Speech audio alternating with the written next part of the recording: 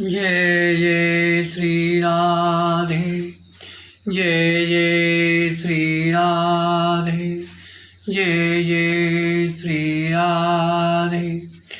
भक्ति भक्ति भगवंत गुर चतुर्नाम बपुएक, इनके परिबंधन की नाशे बेग्नियने। नमो नमो जय श्री वृंदावन रचि बरजति गनि गौरी। नमो नमो जय कुंज महल नित, नमो नमो जामे चुकोरी। नमो नमो जय कुंज विहारिन, नमो नमो प्रीतम चित चोरी। नमो नमो जय श्री हरिदासी, नमो नमो इन्हीं की जोरी। आज के सत्संग में श्री चंद्रहास जी का चरित्र वर्णन करेंगे। प्रयागदास जी कहते हैं, हो तो एक नृपता के सुत चंद्रहास भयो, परियो विपत्ति धाई, लाई और पुर है। राजा को दीवानिता के रही घर आने बाल, आपने समान संग खेले रस ढोर है। भयो ब्रह्म भोज कोई ऐसो ही संयोग बन्यो, आए वे कुमार जहाँ बृपन को सुर है। बोल उठे सबे तेरी सुता को जो पति है, हो चाहे जान सुन गयो लाज घोर है। प्रयागदास जी कहते हैं, प्राचीन काल की बात है, केरल देश में एक परम मेधावी राजा राज्य करता था। उसका नाम था सुधार्मिक।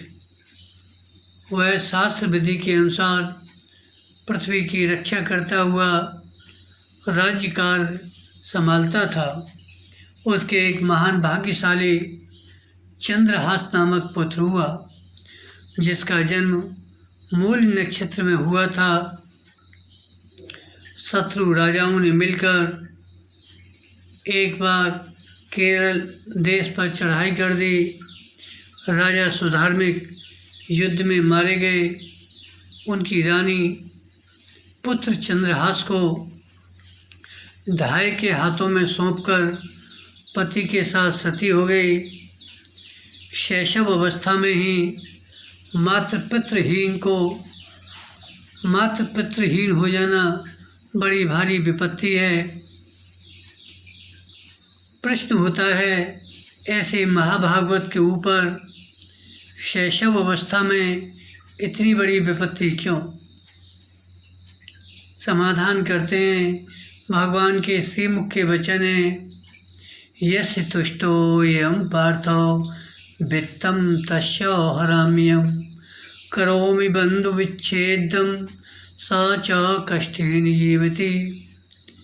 भगवान कह रहे हैं, हे पार्थ, जिस पर मैं प्रसन्न होता हूँ उसका धन हर लेता हूँ, बंद बांधवों से वियोग करा देता हूँ, वह बड़े कष्ट के साथ जीता है। जाको करत श्याम सहाई, प्रथम वर्णो कृपा क्रमो, विषय मूल गमाई, कुल कुटुम्ब बिल वित्तहीनो, दीन के दुखदाई, आपने को कर्जु लीनो, आप ही अपनाई। विपक्षियों ने राजवंश का सर्वथा विनाश करने के लिए महल को घेर लिया, जिसमें कोई भी स्त्री पुरुष या बच्चे बच न पावें। सबको एक एक करके खोजकर मारने लगे, परंतु उस धाय ने भंगिन का भेष बनाया और शिशु चंद्रहास को टोकरी में रखकर ऊपर से दोना पत्थर रखकर महल से बाहर निकली।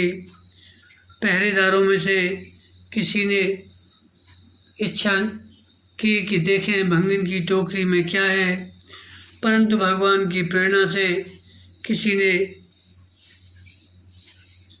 घड़ा भी उत्पन्न कर दी। अरे ये तो भंगिन है, अतः तलाशी नहीं ली गई। वह बचकर निकल गई। ऐसे ही धाई ने अपना कर्तव्य निभाया और चंद्रहास को लेकर कुंतलपुर में राजा कुंतलक के मंत्री धृष्टबुद्धि के घर रहने लगी। विधि का विधान बड़ा विलक्षण होता है। जब बालक 3 साल का हुआ तो वह सती साध्वी धाई भी परलोक सिधार गई।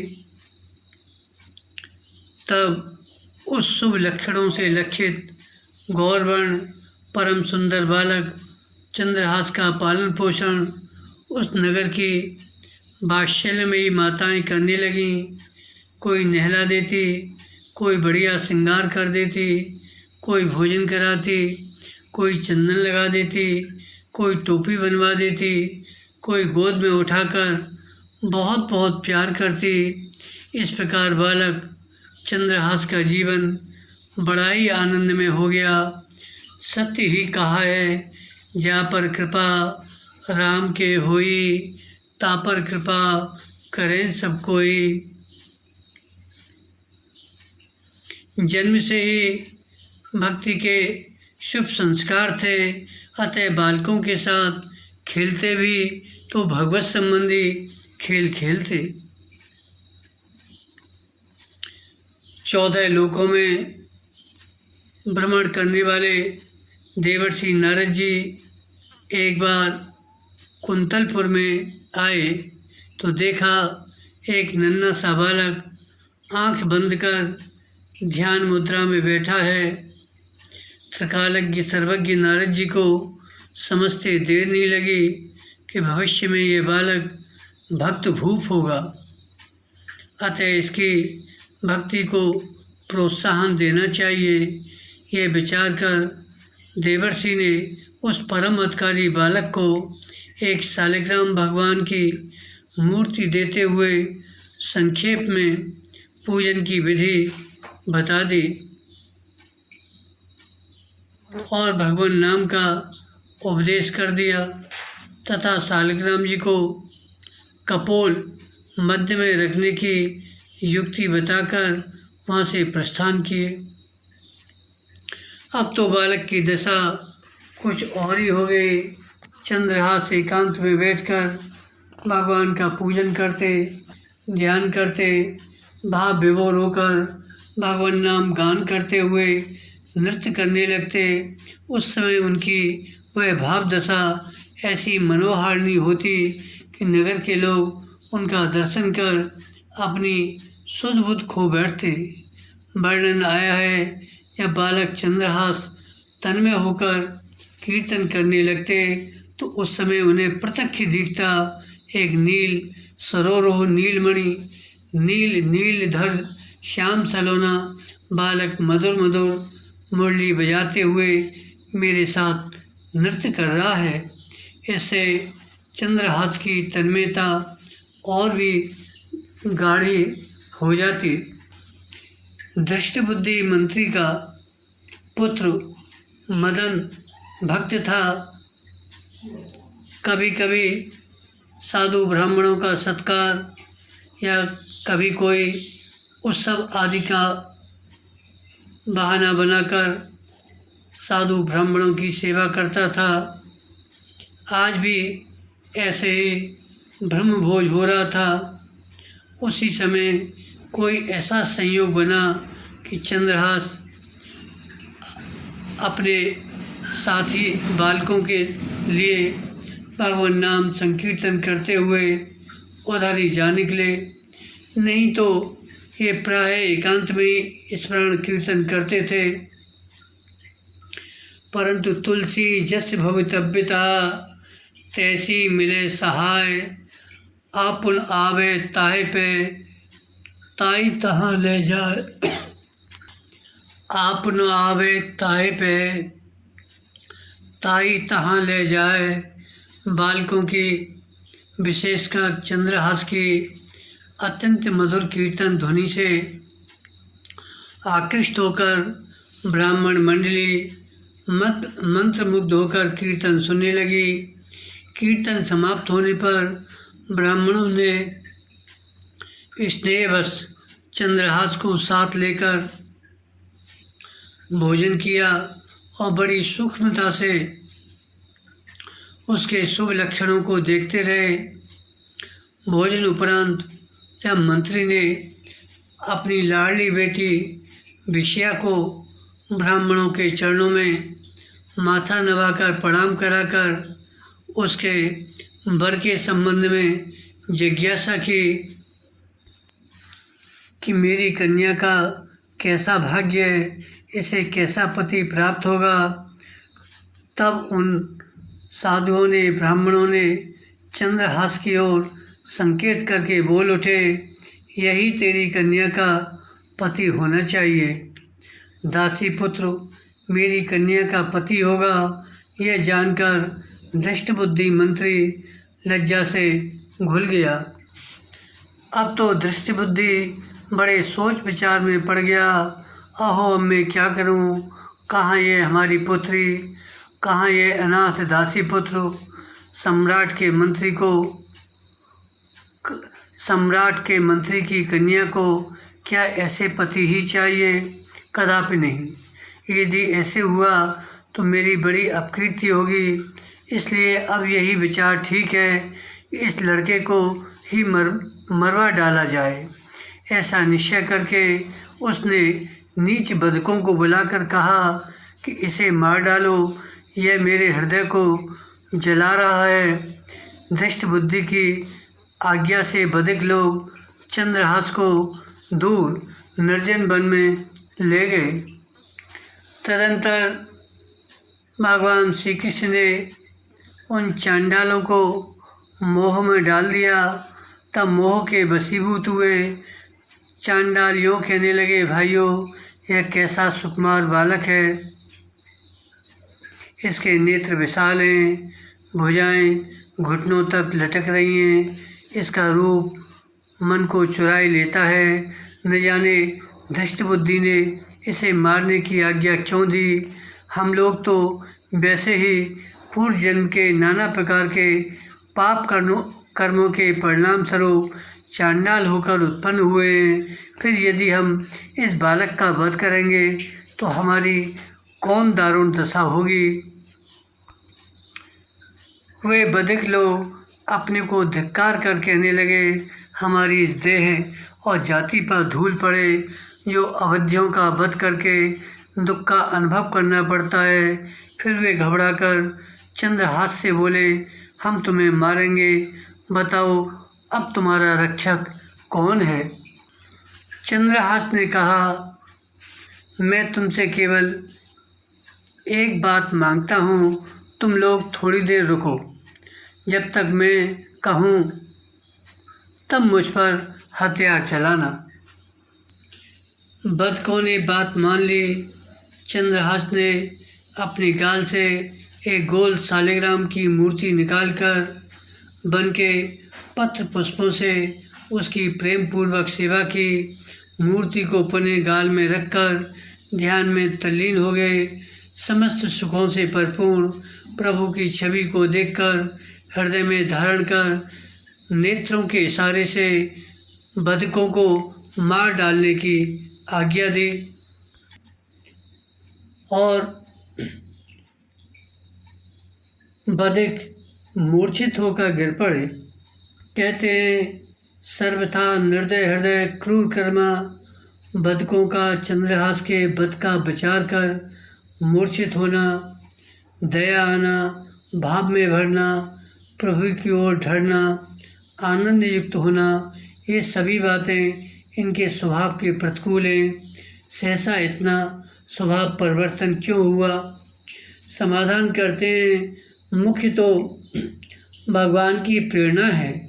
अपने भक्त की रक्षा करने के लिए भगवान ने बदकों को मोहित कर दिया, उनका स्वभाव बदल गया। इन बदकों ने पहले परम भागवत श्री चंद्रहास जी का दर्शन किया, पश्चात श्री शालिग्राम भगवान का दर्शन किया भगवान की सेवा पूजा का अवलोकन किया, जिससे इनके पाप नष्ट हुए, बुद्धि शुद्ध हुई, शुभ संस्कार उदय हुए। बतकों ने भगवान से प्रार्थना की, प्रभु हम लोग इस समय किम कर्तव्य विमूढ़ हो रहे हैं। एक ओर राजाज्ञा है, दूसरी ओर बालक पर दया, हम करें तो क्या करें। भगवान ने प्रेरणा दी और वे चांडाल उस बालक के शरीर की ओर निहारने लगे।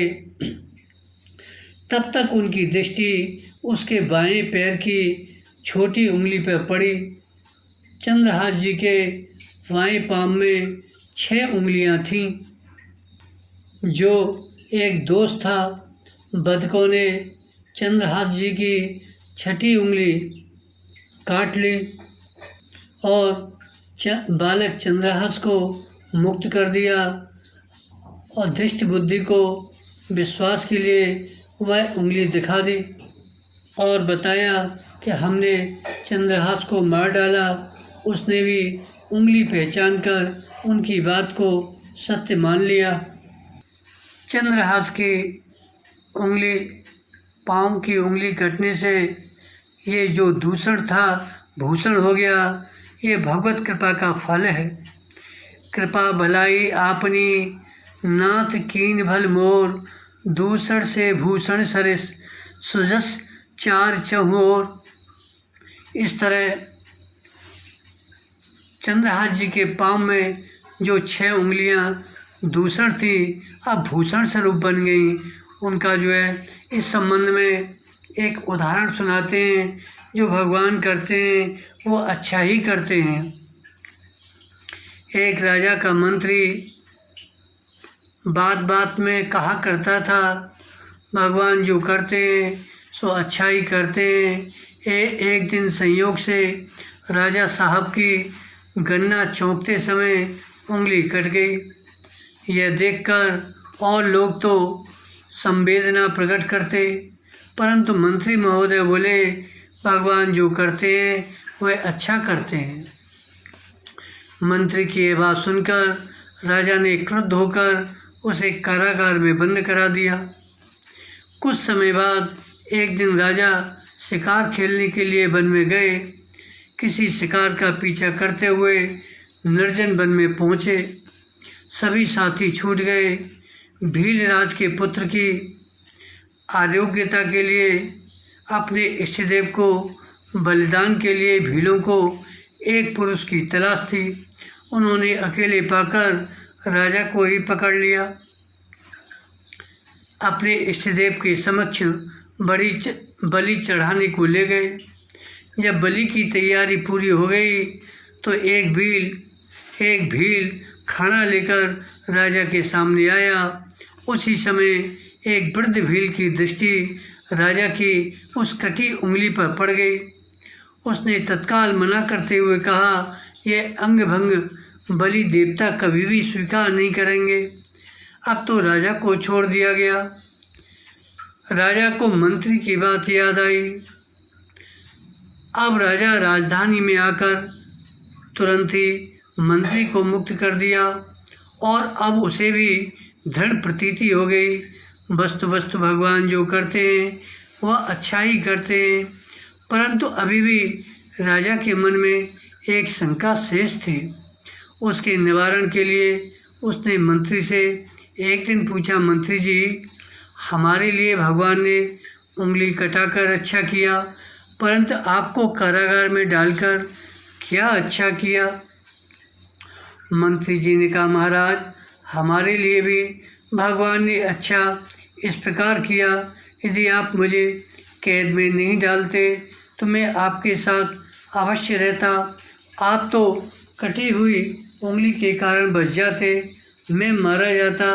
अतः भगवान ने पहले ही आपको प्रेरित कर मुझे कैद में डलवा दिया। यह सुनकर राजा को अविचल विश्वास हो गया कि भगवान जो करते हैं वो अच्छा ही करते हैं। चंद्रहास की भी जो 6ठी उंगली अमंगल मानी जाती थी वही आज प्राण बचाने में सहायक हुई। चंद्रहास जी का उंगली कट माथो बचो, भाव यह है, जहाँ सिर कटने का दुर्योग था वहाँ भगवत कृपा से केवल उंगली ही कटकर रह गई। एक और उदाहरण सुनाते हैं। एक ब्राह्मण ने अपनी जन्मपत्री देखी तो उसमें एक ऐसा योग पड़ा था कि अमुक समय में राजा तुम्हें गधे पर चढ़ाकर मुंह काला करके नगर से बाहर निकाल देगा। अब तो पंडित जी भयभीत होकर अपने संत सदगुरु के पास गए। गुरुजी ने इन्हें प्रेम पूर्वक भगवान का स्मरण करने को कहा। फिर तो ये अहरनिश भगवान नाम की रट लगाते रहते। एक दिन वे किंचित निद्रा अवस्था में थे तो स्वप्न में इन्हें वैसा दृश्य दिखलाई पड़ा कि राजा ने इन्हें पकड़वाया, मुंह काला किया, गधे पर बैठाया, नगर से बाहर निकाला। लड़के इनके ऊपर धूल मिट्टी फेंकने लगे। तब तक इसकी नींद खुल गई। इन्होंने श्री गुरुजी से यह सब बात कही तो गुरुजी ने हंसकर कहा, पंडित जी, भगवान की कृपा से आपका वह प्रबल भोग स्वप्न मात्र ही होकर निवृत्त हो गया। इसी तरह चंद्रहास की उस दिन मृत्यु थी, पर भगवान की कृपा से केवल उनकी उंगली ही कटकर रह गई। कुंतलपुर के राजा के राज्य में एक छोटा राज्य और था जिसकी राजधानी चंदवती नगरी थी। वहाँ का राजा कुंतलपुर के राजा को प्रतिवर्ष कर देता था। वह सब प्रकार के सुखों और संपत्तियों से संपन्न था, पर उसके कोई पुत्र नहीं था। उसे एक पुत्र की बड़ी भारी अभिलाषा थी। तो चंदनावती के राजा कुलिंदिक ने भी पुत्रेष्टि यज्ञ कराया। आज ही यज्ञ की पूर्ण आहुति थी। ब्राह्मणों ने यज्ञाविशेष अवमंत्रित पायस प्रसाद राजा को प्रदान किया और आशीर्वाद दिया। इसके प्रभाव से आपको अवश्यमेव परम भाग्यशाली पुत्र की प्राप्ति होगी। राजा ब्राह्मणों का आशीर्वाद श्रोधार्थ कर उनके वचनों में दृढ़ विश्वास कर अपने देश की देखभाल करते हुए उस गहन वन में जा पहुँचे जहाँ चंद्रहास कटी हुई उंगली की पीड़ा से व्याकुल, शरीर से अधिक रक्त निकल जाने से, निर्बल तथा अबोध बालक होने से अत्यंत अधीर हो करुण स्वर से भगवान को पुकार रहे थे। त्राय माम करुणा सिंधो द्रौपदी चयथा पुरा किमु पेकिसी माम बालम बने मात्रा विवर्जितम। बालक कह रहा था, हे करुणा सिंधु, जैसे पहले आपने द्रौपदी को संकट से उबारा था उसी तरह आज मेरी भी रक्षा कीजिए। भगवान, मैं मात्र पितृहीन बालक वन में छोड़ दिया गया हूँ। ऐसी दशा में आप मेरी उपेक्षा क्यों करते हैं? बालक की बात सुनकर राजा कुलिंद आश्चर्यचकित हो गए। तुरंत ही घोड़े से उतरकर उस ओर चले तो देखे एक चंद्रमा की सी कांति वाला सुघर बालक रो रहा है। उसके कपोल अश्रुओं से भीग रहे हैं। शिशु मृगी अपनी कोमल जिह्वाओं से उसके घाव तथा शरीर को चाट रहे हैं। बहुत से पक्षी छाया कर रहे हैं।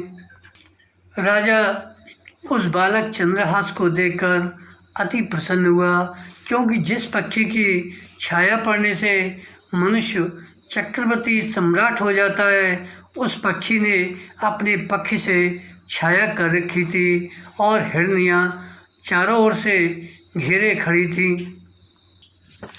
बालक मधुर मधुर धुनी से भगवान नाम संकीर्तन कर रहा है। चंदनावती नरेश ने समीप आकर बालक से माता पिता का परिचय तथा रोने का कारण पूछा तो चंद्रहास बोले, हे महाराज, मेरे माता पिता तो श्री कृष्ण हैं। उन्होंने ही अब तक मेरा पालन पोषण किया, परंतु आज मुझे उनका दर्शन नहीं हो रहा है, इसी कारण से मैं रोता हूँ। बालक की यह बात सुनकर राजा कुलिंद विचार करने लगे, मैं पुत्रहीन हूँ, अतः यदि यह विष्णु भक्ति शिशु मेरा पुत्र हो जाए तो बड़ा अच्छा हो। मन ही मन ऐसा विचार कर राजा कुलिंद उस बालक को हृदय से लगाकर घोड़े पर बिठाकर अपने नगर को चले आए और इस देवेच्छा से प्राप्त पुत्र को अपनी रानी की गोदी में डाल दिया। घर में चंद्रहास को लाकर पुत्र जन्म के समान आनंद मंगल मनाया, बधाइयाँ बजने लगी और राजा ने बहुत सी संपत्ति न्यौछावर कर दी।